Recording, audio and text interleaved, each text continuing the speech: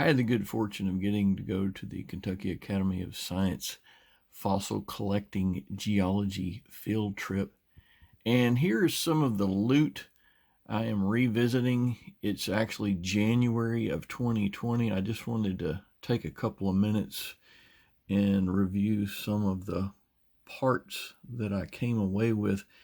This top piece right here is apparently part of the crown of a crinoid.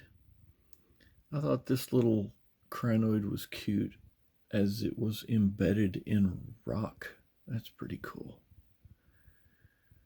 Dr. Ettensohn called this piece a wing plate, and these are crinoid spines.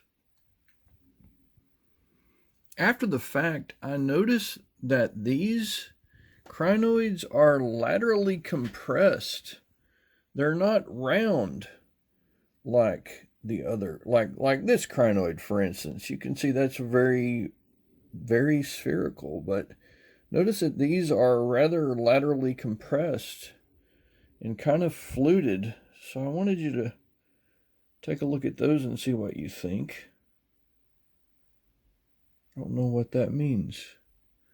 I'm guessing it's just a different part of the anatomy.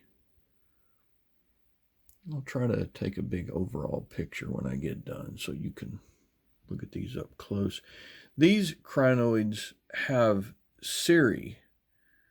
These apparently are little stabilizing structures coming out of the side.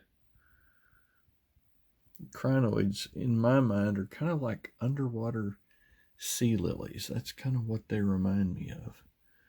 This is some of my fossil loot from the Kentucky Academy of Science geology expedition. It was in 2019. Awesome.